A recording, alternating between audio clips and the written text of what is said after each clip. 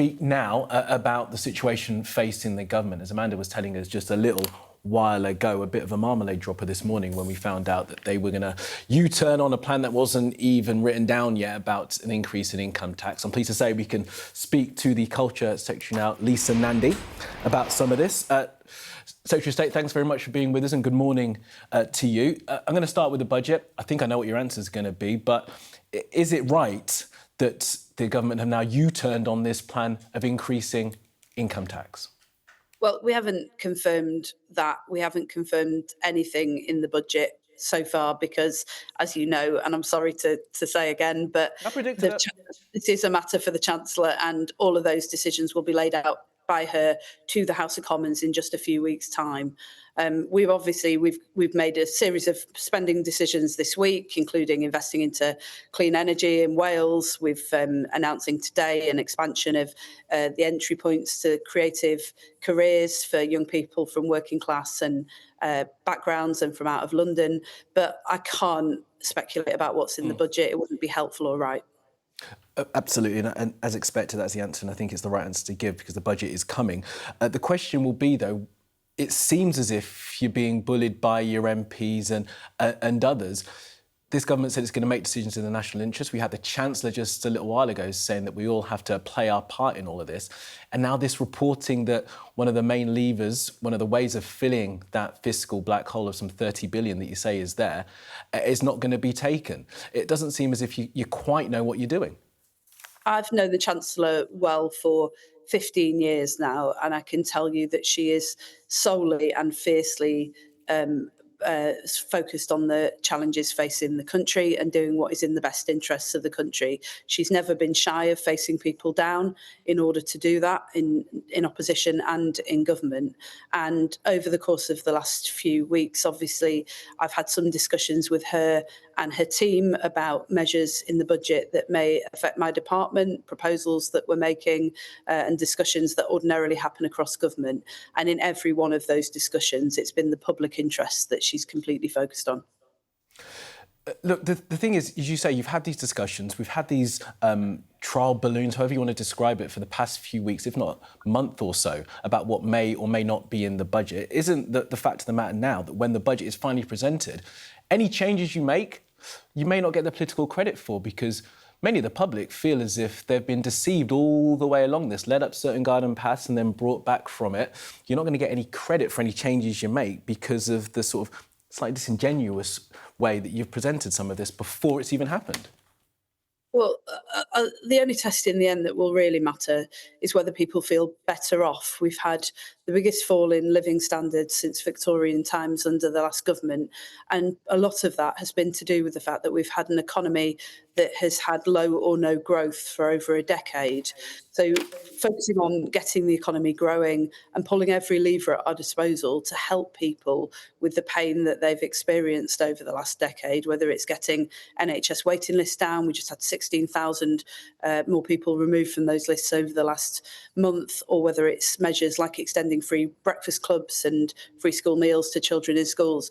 We're doing everything that we can to make life easier for people in the short term, but fix the foundations for the long term. I can't remember a time when the government has simultaneously tried to do both of those things in recent memory, but the Chancellor is determined to do both. And I think you can see from some of the things that we've been able to do this week that actually by making those tough choices, we've been able to get waiting lists down, we've been able to improve the quality of our public services, and we've been able to start investing in parts of the country that haven't seen investment for a very long time. I mean, one of the other things you've been able to do this week is have some infighting at the very, very top. Suggestions that the Prime Minister was about to be ousted in a coup by his mate and colleague Wes Streeting, the Health Secretary.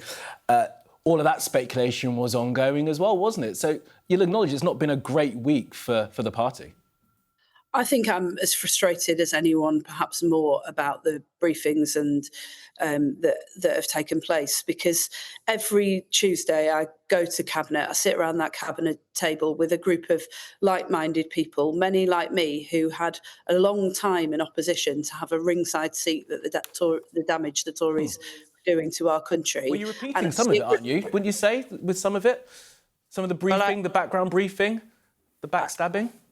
Yeah, look, I'm really frustrated about it, and I look at a group of people every Tuesday morning who are solely and relentlessly focused on getting on with the job, including the health secretary and all of us. And so I think you can feel the levels of frustration coming from senior members of the cabinet. But I can tell you that the Prime Minister is one of those people who is completely focused on the country, is pulling together the team, and we will continue to focus on the country despite that. My message to those people who go out and brief and try and distract from the work of this government is you're not acting in the interests of the Prime Minister, you're not acting in the interests of the country, and it needs to stop. I won't get you to comment on speculation that Morgan McSweeney, the Chief of Staff, is going to be ousted from his job or maybe saved and kept in his job. But just, we hear his name all the time. People out there don't know what he's like, who he is. What is he like? A nice guy?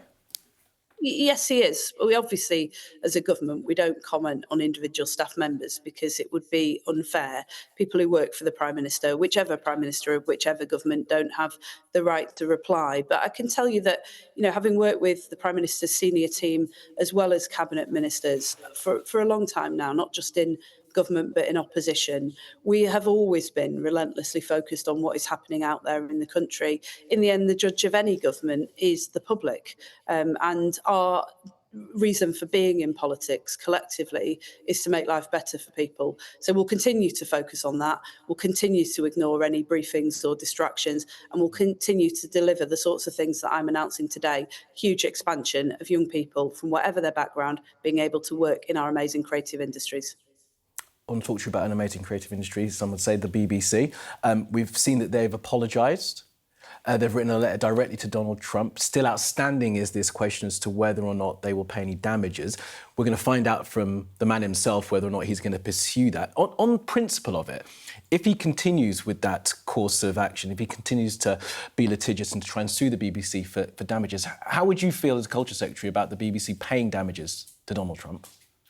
Well, look, I've been speaking daily, frequently to the chairman of the board, the director general, and senior members of the BBC, and they have consulted lawyers and are absolutely confident that they are protected against defamation. That doesn't mean to say for a moment that they don't accept that there was a serious mistake here, and that's the basis on which they have apologised to the President of the United States, as well as to the House of Commons and to the public for the mistakes that were made. The most important thing now going forwards is that they get the right processes in place, they have the right mix of editorial experience at the very top of the organisation, and that we put them on a firm footing for the future through the Charter Review. I'm determined to support them with that. Of course, they're independent of government, but they are one of the most important institutions in this country, the light on the hill for people here at home and overseas, and we are determined to make sure that they can go on to thrive in the future. You've spoken to them, you've spoken to the US side of this. Well, obviously the BBC is independent, so we haven't been involved in discussions directly between the White House and the BBC. That is a question for them and for their lawyers. Obviously, we talk to the Americans about a number of issues all the time, but this is a question for the BBC, given their independence, and their independence is something we take very seriously. They've been attacked for what they have said. They've been attacked for what they haven't said by people on left and right, as I made clear to members of the House of Commons this week. And it's important that the BBC is able to hold the spotlight up to all of us without fear or favour. We take their independence very seriously, and of course, so this is of course a matter for them to talk to the American administration about, but it's for the role of government to make sure that we support them to get a grip on this at the highest levels and to make sure that they have the highest standards going forwards.